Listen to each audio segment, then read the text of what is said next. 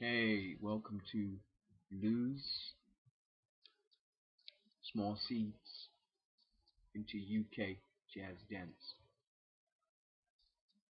Now, what's important is for you to have information. Now, there's information on the web, but there's no analysis. So you're going to have to get some books. So, example, I've got a book here. Very important book. Let me just, you can't see it anyway. I have my own book. This is called The Deeper Roots, Muslims in America and the Caribbean from Before Columbus. Now, I go to vintage shops and collect my own books. Now, I said, this is an important book.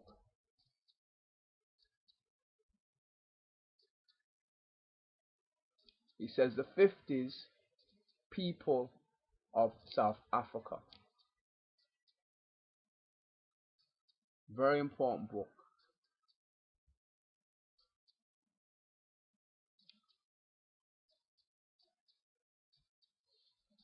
Because when we think about jazz, we don't think about the first people on this world, Africans.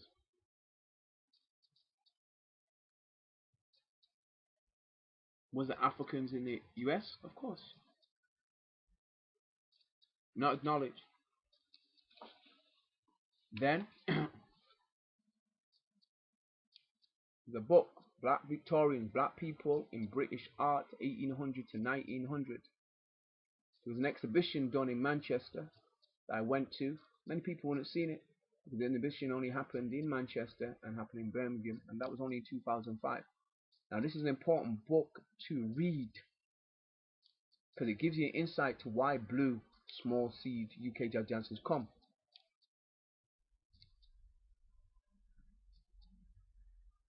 Many people hadn't seen Black people in British art 1800, 1900 till 2005, 2006. I want people to think about that.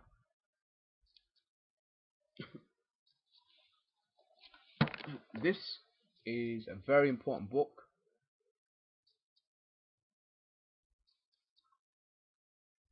It's called The Moss Side Stories.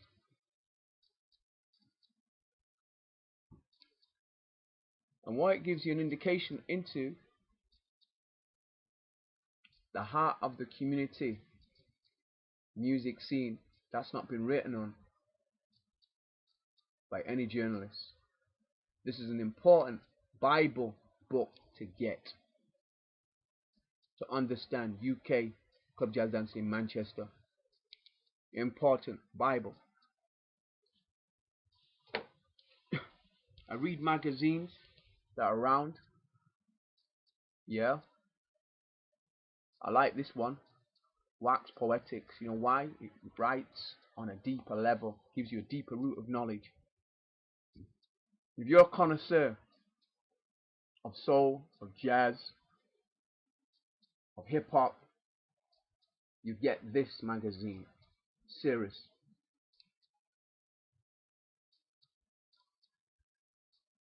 Serious book.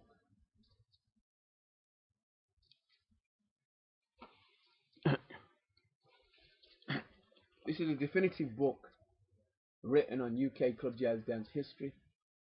I'm doing a critical analysis of it. I'm going to be looking at the strengths, weaknesses, opportunities, and threats that the book has brought.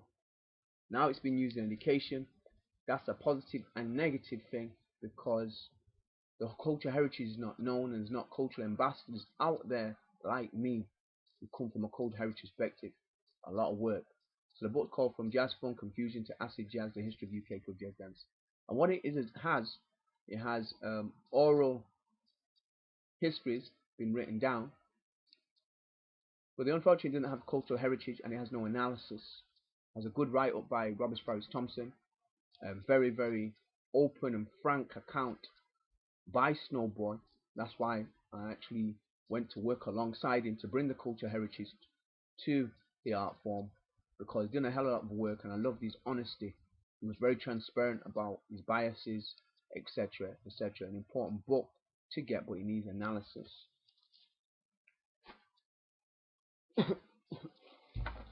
Now, some of the books you have to get to understand life. This is an important book. You have to research vintage period. Now, this is one you can see All American ads 1900 to 1999, and this gives you understanding of how we've seen. It's got aspects of minstrelsy inside of it. But this that was bought in a shop, quaint little shop in Manchester. Then to understand boom, you must understand reggae music. Now it says Reggae 45 sound system, the label art of reggae singles. Art played a great part in the development of UK club jazz dancing. We were artists, the dancers were all culturally creative individuals beyond the dance floor, hands down, and that's not been acknowledged. Our dads collected the records. They all start with R&B for many of us because our parents grew up with R&B. That was the dancing music of the day when they were growing up. Yeah, they knew about jazz, but what came? R&B had come. My dad was an American from 55 to 61, and R&B was big. That music is smooth. The dressing's smooth. Yeah, I'm saying. So this is an important book to get. All on this book is important for people to understand. It's done by this label in Britain. Soul Jazz Books is important. They bring connoisseur information about soul jazz, about music in general. I love what they do. I'm very much a promoter of soul jazz.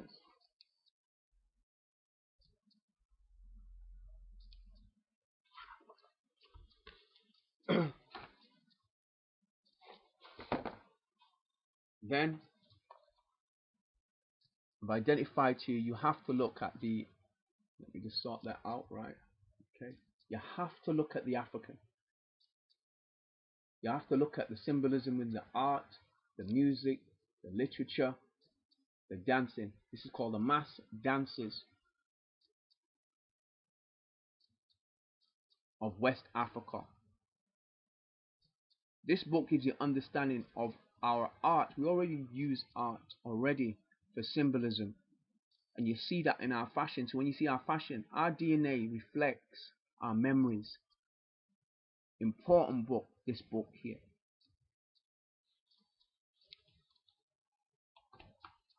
And this has been a very much important book for my project. Rebirth for the Cool project is very much influenced by this book called The Holocaust Project, From Darkness into Light. A very, very important book. The Holocaust Project, From Darkness into Light is Judy Chicago's fiercely personal record of her quest to imagine the imaginable. In 1985, Chicago, with her husband, photographer Donald Woodman, began an imagination journey into the grim terrain of the final solution. She brought with her the growing artistic and intellectual vision that resulted in her earlier international renowned exhibitions, the Dinner Party, the Birth Project, the Power Play. She also brought her heritage as a descendant of 23 generations of rabbis. The book is an account of the intellectual and artistic process and a stunning display of the art that emerged from it, to be exhibited in museums across America in 1997, combining painting, photography, tapestry and stained glass. Holocaust Project is a work of vast and almost liturgical power. As disturbing as the individual's images are, they evoke not only the agony of Jews, but that of other peoples throughout the time. Their cumulative effect is to reconcile horror with exaltation, with awful with the awe-inspiring. The book is finally about the ways in which beings attempt not just to survive, but also to redeem their dignity. This is why I chose this book. Let me repeat that again. The book is finally about the ways in which human beings attempt not just to survive, but also redeem their humanity. When I was sick, 2010 to 2013, I had to make a lot of attempts to survive with individuals treating me in a negative manner. I use art, I use photography, I use words, I used dance in the club, dance on the stage as a way to give me a peace of mind to find that place called sanctuary, because I wasn't being treated correctly by some individuals. I, like Judy Chicago, I'm going to use my son's photography, my dad's art, and other individuals in my family's work to show the rebirth of the cool. That means showing our cultural creativity, using progressive learning, progressive thinking. In my family, I come from a family of pastors. I come from a family that's involved in health in a major way. And I want to show 4 generations who rebirthed the cool. Progressive thinking, progressive learning, forward thinking, creative thinking, conceptual thinking, which is 3 things. It's cultural, it's creative, and it's ethical thinking. I come from a family of conceptual thinkers who are into culture and creativity, and I'm going to show that through the Rebirth of the Cool project, bringing individuals together to tell my story. Because what helped me survive was what my parents have been through. They've been through trials, and they overcame the trials and adversity. So I believe I could do, because I saw my parents do it, and they're continually always showing me the way to do it. So they're one of the things. Secondly, I started to draw on backlog of footage I had. When you have past footage that shows you in a positive light, shows you in a positive way, it inspires you, keeps you focused. That's how I once looked. I can get there again. This is my portfolio. So I look at myself. I look at myself dancing. I look at myself doing spoken word. Because it makes me feel good. Because it shows a positive images. And when you have positive images in the environment, what does that do? It has a positive domino effect. It makes you feel good. So feel good activities, what do they do? They make you feel good about yourself. It's important as an artist to have books, and I've identified some of the books. I've got a whole host of books.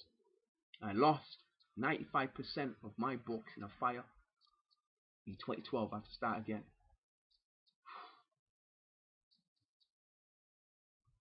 I had 5% left, but I was alive, and most importantly, I'd read a lot of them books. So what happened was, I started to reflect in my mind about the information I read, because sometimes you can read, just keep reading. And I remember an academic said to me, it's not about reading, it's about choosing what you read. And he was right. So yes, you've lost all these books, but that 5% of knowledge, of the different fragments of information, is what you need to concentrate on now. So Rebirth of the Cool, I needed a number of different outlets or activities to show what I was thinking inside my head. So film is one, digital art played a great important role in making me feel good about myself. Doodling is one. Going to galleries, so I was taking trips to the gallery. I go to the corner house. They have exhibitions every 3 months, so I go in there. I go to our Manchester gallery. When I go to London, I go to the costume gallery down there. I go to Saatchi, Victoria. So in the UK, we have a whole host of galleries, museums that you can glean information from as an artist. Get ideas how you like to do your own exhibition. What I did as an artist, I collect books, as I said, I go to galleries. But what I did then, I realized most of my reading had been in Western processes, practices, and principles, and philosophies. So I started to look into my African philosophy, then I looked into my Caribbean, and then what it came back to, my Caribbean experience in the UK, and I called that as a US aphrodisia. It's aphrodisia. It's many different cultures. And I realized that's where my practice, the knowledge from my practice, my own practice as an artist, as a dancer, be it club dancer or stage dancer, I'm creating some form of art. And this is not being acknowledged. In the club I'm creating art. So I decided I need to film myself in the club. I want to choreograph on stage as a person who's got dyslexia, who I don't see my moves to choreograph them. I have to film them first. Then I draw the moves from them and then construct it by problem solving. Has everybody got that? So understand me as a dyslexic, I don't see my moves. I feel them. I have a very powerful sense of musicality. And when in a club I love a piece of music, that's when the best moves come out. So my practice is film myself in the club or create an environment which is like a sanctuary environment, play my favorite music in that club or in that environment and just dance. Don't look at the camera, boom, but have a number of cameras, come home and look at the moves, because I see a difference when I dance that way. That's my practice as a dyslexic. Blue, small C's to UK jazz dance. I've identified books. It's important to have books. These are my books. I've identified some books, a Bible, because we want to learn about Shakespeare. There's certain books that are authoritative and books that are not authoritative. But it's going to be important in the future for me to glean knowledge, authoritative knowledge from the original pioneer dancers themselves and their journey, because I'm an original pioneer dancer. My brothers are original. Both my brothers are original pioneers of jazz funk, of UK club jazz dance from its birth. I was 10 years old. I had one brother who was 5 years older than me, and another brother who was 3 years older than me. So they were in different circles. So my older brother could bring back knowledge to my second oldest brother, and my second oldest brother could bring back knowledge to me, and I got their whole knowledge together. So I used to see them practice. And they, like me, had their own books. They, like me, well, they nurtured it. They nurtured me to have books. It all started with our parents. They, like me, were nurtured by my parents to value music, because we all had piano lessons. I had piano lessons from 4 to 7. I had piano lessons at school. I played classical guitar. I played trumpet, had double bass. I played keyboards. These were all the journeys till I finally came to decide I want to be involved in percussion, because percussion is the heart of jazz. And percussion is something you can take with you and play with anybody. And what's most importantly, the drumming gives me more spiritually, drumming by myself, than being a trumpet player. A trumpet player, you have to learn many years before you can play a tune. And for me, I need instant success. Instant success is caused by me playing the drum. And you can play to all types of music. That's the first thing, easily. Any group needs percussion, yeah? So the drum is a universal instrument, but not a universal language. This is very important, because sometimes people miseducate individuals. And Blue, small seeds of UK club jazz dance is not about miseducating you, it's about re-educating you or enlightening you or reiterating information you already know. Drumming is not a universal language because the Africans have their own drumming. West Africans have the different languages. Within West Africa alone, East Africa have their own, North and South have their own language. Not understood by everybody. Blue, small seeds, UK jazz dance. Unique, distinctive. Why? Because it's coming from a die-hard, serious-minded individual who pioneered his own UK jazz dance styles, own learning, thinking and development in the club and beyond. It's very important that people understand that. No UK club jazz dancer is like me. And that's how it's supposed to be. Because I reflect, it's important for people to understand, I reflect what jazz is. To have your own voice is important. I'm a musician and a dancer and musician. I'm my own oral historian. This is what I'm doing now. I'm my own writer. I'm my own filmmaker. I'm my own digital artist. For a reason. Because nobody can tell my story. Remember, jazz tells a story. I'm here to tell my own story. And I'm sharing it with the world. The wider world of the dancer.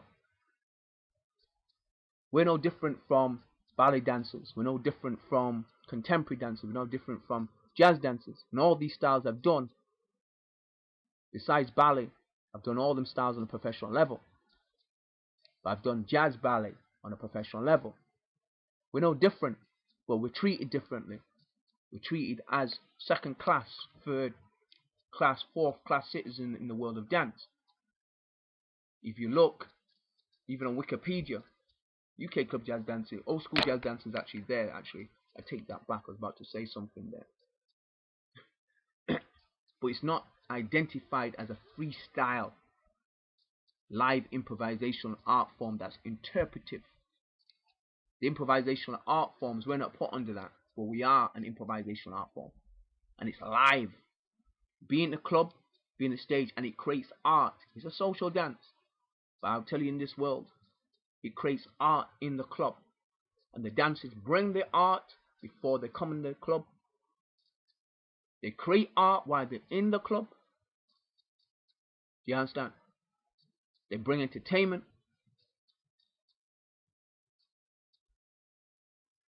Blue, UK, jazz dance, small seeds. As I said, is a journey. If you want to know the world. And I haven't finished yet. Because the whole idea of being a UK club jazz dancer, you're supposed to innovate. That's what me and Christopher Hibbert is doing. One of my partners from 2003 to 2008. What we did, we went to the clubs. The innovation has been lost on in the club scene. Me and Chris were innovating. Chris loved tap dance. I did. He loved African. I did. He loved contemporary. He loved every style of dance. But we started to look at tap because we could feel what them guys were going through. The Huffers, the journey they had to go through, the sort of demeanoring they had to go through, like the bebop musicians. We were experiencing that ourselves as we were living human beings. So we had an affinity to look at what they were doing, and we looked at how they raised their game. They raised their game by bringing excellence. And you talk about the Nicholas brothers, they brought excellence. Gregory Hines, he brought excellence. And then how they passed on the knowledge. Sevian Glover is important. He got taught by the old man. Then you got to talk about John Bubbles as my man. I love the way he moves. He was a singer. He was a dancer. He was smooth. Chuck Green is his understudy. My son was my understudy. You understand? Blue, small seeds. UK jazz dance, taking you on the journey into the inner world of a northern UK jazz dancer from Manchester. As I said, north, south, east and west. We learn, we think, and we develop different. Why? Because our environments are different. This is a rainy city. A city which has a major history to do with music. We influence music around the world. You need to understand, the railways were developed here. The first modern city in the world. The #1 regeneration city in the world. I live in it. I smell it. I live it. Innovation rose from our city. I'm innovating UK club jazz dance again by what I'm doing. Why? Because the city I come from in the beginning,